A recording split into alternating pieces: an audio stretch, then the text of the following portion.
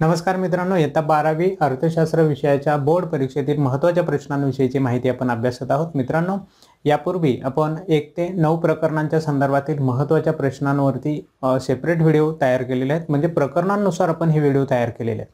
आपण जर प्रथमच हा व्हिडिओ पाहत असेल तर आपल्याला विनंती की प्रत्येक प्रकरणाच्या संदर्भात अशाच पद्धतीने आपण इम्पॉर्टंट क्वेश्चनवरती आधारित असलेले क्वेश्चनचे व्हिडिओ बनवलेले आहेत। प्रत्येक प्रकरणाचे तुम्ही सेपरेट व्हिडिओ अभ्यासा आणि त्या प्रकरणातल्या कोणत्या महत्त्वाच्या गोष्टींचा अभ्यास करायचा हे समजून घ्या।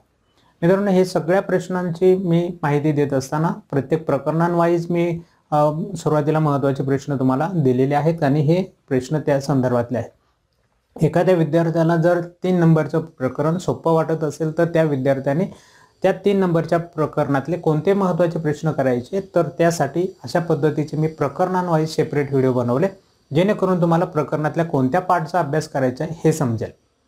यानंतर आपण सेपरेट पास होण्यासाठी काही ठराविक एक 5-6 किंवा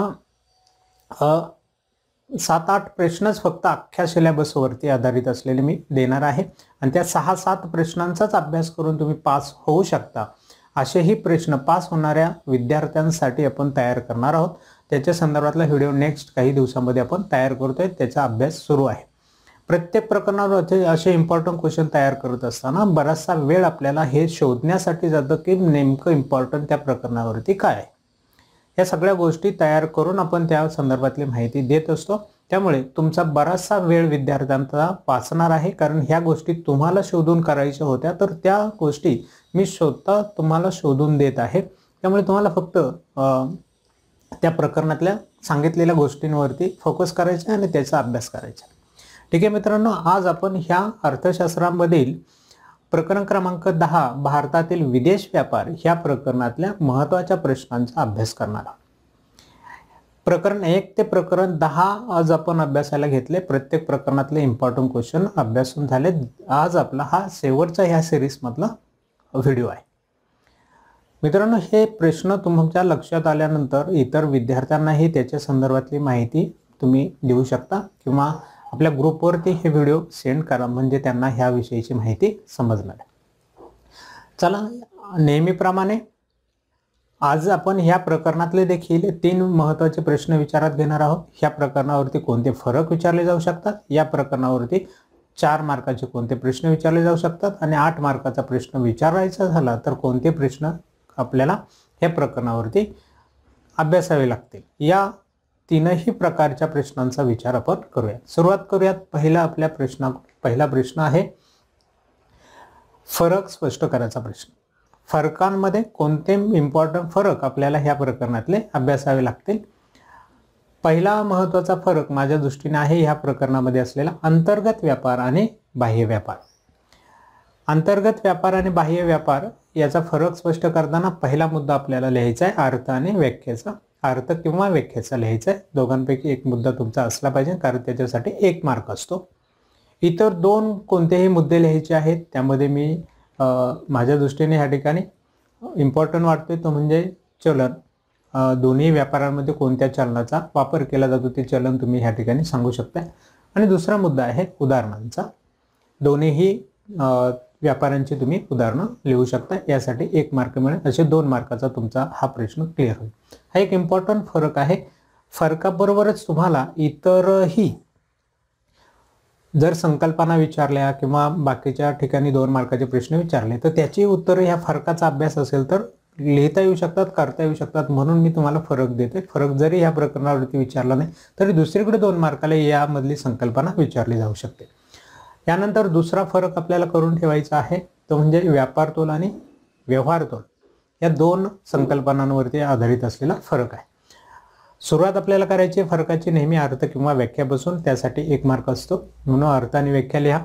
त्यानंतर इतर 2 मुद्दे लिहायचे, तर मी 2 मुद्दे कोणते लिहित, दोघांचा संबंध कशाशी आणि कोणाशी येतो आणि संकल्पना दोघांच्या कशा आहेत याच्यातला आपण फरक स्पष्ट करू शकतो, त्यासाठी 1 मार्क मिळणार आहे। यानंतर मित्रांनो, तिसरा फरक ह्या प्रकरणामध्ये इम्पॉर्टंट आहे तो म्हणजे आयात व्यापार आणि निर्यात व्यापार। आयात व्यापार निर्यात व्यापार दोघांचे अर्थ किंवा व्याख्या लिहायची आहे, त्याच्यासाठी 1 मार्क मिळेल। इतर 2 मुद्दे लिहायचे आहेत। कोणते 2 मुद्दे लिहिणार, तर संबंध सुरुवातीला आपल्याला सांगता येऊ शकतो दोघांमध्ये काय संबंध आहे आणि उदाहरण दोघांचं देता येऊ शकतं। अशा पद्धतीने आपण 3 मुद्दे लिहून फरक स्पष्ट करायचा आहे, त्यासाठी आपल्याला 2 मार्क मिळणार आहे। यानंतर मित्रांनो आणखी एक महत्त्वाचा फरक आपल्याला या ठिकाणी सांगता येईल तो म्हणजे आयात कर आणि निर्यात कर। आयात कर आणि निर्यात कर म्हणजे काय, ह्या दोघांचाही अर्थ आणि व्याख्या यापैकी एक मुद्दा लिहायचा आहे, त्याच्यासाठी 1 मार्क मिळेल। त्यानंतर इतर 2 मुद्दे लिहायचे। इतर 2 मुद्दे काय लिहाल, आयात कलीमध्ये विचारात घेतलेल्या बाबी आणि निर्यात कलीमध्ये विचारात घेतलेल्या बाबी कोणत्या असतात आणि एक उदाहरण दोघांचं देऊन आपण ह्या ठिकाणी फरक स्पष्ट करू शकतो। 2 मार्क आपल्याला ह्या ठिकाणी मिळतील। अशा पद्धतीचे हे इम्पॉर्टंट फरक होते। नेक्स्ट पुढच्या प्रश्नाकडे जाऊया। पुढचा प्रश्न आहे खालील प्रश्नांची उत्तरे लिहा, 4 मार्काचा प्रश्न। 4 मार्कामध्ये कोणते प्रश्न आपल्याला अभ्यासायचे आहेत तर तेही आपण समजून घेऊयात। पहिला प्रश्न आहे यामध्ये विदेश व्यापाराचे प्रकार स्पष्ट करा। हा एक इम्पॉर्टंट घटक आहे की ज्याच्यामध्ये प्रकार जे आहेत ते आपल्याला 4 मार्कासाठी विचारता येऊ शकतात। असा जर प्रश्न परीक्षेला विचारला तर उत्तर कसं लिहिणार मित्रांनो, उत्तर लिहिण्यासाठी सुरुवात करायची नेहमी विदेश व्यापाराच्या व्याख्यापासून, दिलेल्या संकल्पनेच्या व्याख्यापासून। व्याख्या लिहिली, व्याख्या लिहून नंतर आपण प्रकार स्पष्ट करणार आहोत। प्रकारांच्या बाबतीमध्ये देखील प्रत्येक प्रकारात तुम्हाला त्याची व्याख्या लिहायची आणि एक उदाहरण लिहायचे। अशा पद्धतीने सगळ्या प्रकारांची व्याख्या उदाहरण लिहा। या ठिकाणी तुमचं प्रश्न कंप्लीट होईल। ह्या प्रश्नाला 4 गुण मिळतील। यानंतर नेक्स्ट पुढचा क्वेश्चन आहे 4 मार्कामध्ये विचारला जाणारा, तो म्हणजे विदेश व्यापाराची भूमिका स्पष्ट करा। विदेश व्यापाराची भूमिका विचारलेली आहे तर विदेश व्यापाराची आपण सुरुवातीला व्याख्या लिहूया आणि नंतर विचारलेली भूमिका स्पष्ट करायची आहे। भूमिकेमध्ये कमीत कमी 4 मुद्दे तयार होतील अशा पद्धतीची भूमिका तुमची असली पाहिजे, त्यासाठी 4 गुण मिळणार आहे। हे होते थोडक्यात उत्तरे द्यामध्ये असलेल्या 4 मार्काच्या प्रश्नांच्या संदर्भातले महत्त्वाचे प्रश्न। आता जाऊयात सविस्तर उत्तराच्या प्रश्नाकडे। 8 मार्काला जर प्रश्न विचारायचा झाला तर कशा पद्धतीने प्रश्न ह्या प्रकरणातले विचारले जाऊ शकतात, यामध्ये माझ्या दृष्टीने 1-2 महत्त्वाचे प्रश्न आहेत ते आपल्याला ह्या ठिकाणी करावे लागतील। एक आहे आयात कल जो आहे भारताचा तो स्पष्ट करा असं म्हणते, त्याच्यात बरेचसे मुद्दे आणि आकडेवारी आपल्याला लिहावी लागते, तर असा प्रश्न देखील विचारला जाऊ शकतो। आयात कलच्या संदर्भात माहिती विचारली तर तुम्हाला सुरुवातीला आयात कल म्हणजे काय सांगावं लागेल। सविस्तर उत्तराचा मोठा क्वेश्चन आहे, तर त्यासाठी जो कल आहे त्या कलाच्या संदर्भात मिनिमम 8 पॉईंट तरी आपल्याला लिहावे लागतील, त्यासाठी 8 गुण मिळतील। यानंतर दुसरा इम्पॉर्टंट क्वेश्चन वाटते मला ह्या प्रकरणावरती, तो म्हणजे भारताच्या निर्यात कल स्पष्ट करा। आयात कल निर्यात कर हा जो दोघांचाही कल आहे तो आपल्याला विचारता येऊ शकतो मोठ्या प्रश्नांमध्ये किंवा 4 मार्कामध्येही विचारला तरी तो लिहिता आला पाहिजे। सुरुवातीला निर्यात कल म्हणजे काय सांगा आणि मग निर्यात कल कसा आहे तो स्पष्ट करा, त्यामध्ये 8 मुद्दे यायला हवेत, यासाठी 8 गुण असतील। मित्रांनो हे होतं प्रकरण क्रमांक 10 भारताचा विदेश व्यापार। मित्रांनो ह्या प्रकरणाला जर तुम्ही पाहिलं तर बोर्डाच्या परीक्षेमध्ये फक्त 6 मार्क आहेत। 6 मार्काचं जर हे प्रकरण असेल तर तिथं तुम्हाला 8 मार्काचा प्रश्न विचारलाच जाणार नाही। मग हे मी तुम्हाला क्वेश्चन का दिले तर यामध्ये असलेले कल जे आहेत ते संपूर्ण तुम्ही अभ्यासावेत, यासाठी हे 2 प्रश्न मी सविस्तर उत्तरामध्ये नेहमीच्या आपल्या फॉर्मॅटप्रमाणे तयार करून दिलेले आहेत। ॲक्च्युली हे प्रश्न 4 मार्कामध्ये तुम्ही विचारात घ्या, तिथे विचारले जाऊ शकतात। 8 मार्काचा प्रश्न 100% ह्या प्रकरणावरती विचारलाच जाणार नाही। विचारला तर तो सगळ्या मार्कांचं डिस्ट्रीब्युशन चेंज होईल, सगळ्या प्रकरणांचे मार्क कमी जास्त होतील, त्यामुळे असे 8 मार्काचे प्रश्न ह्या प्रकरणावर येणार नाहीत। हे दोन्ही प्रश्न तुम्हाला सविस्तर उत्तराऐवजी थोडक्यात उत्तरांमध्ये विचार करून लिहायचे। पण आपला फॉर्मॅट होता 3 प्रश्नांचा विचार करून त्या प्रकरणातले महत्त्वाचे प्रश्न, तर त्या पद्धतीने मी तुम्हाला हे प्रश्न दिलेले।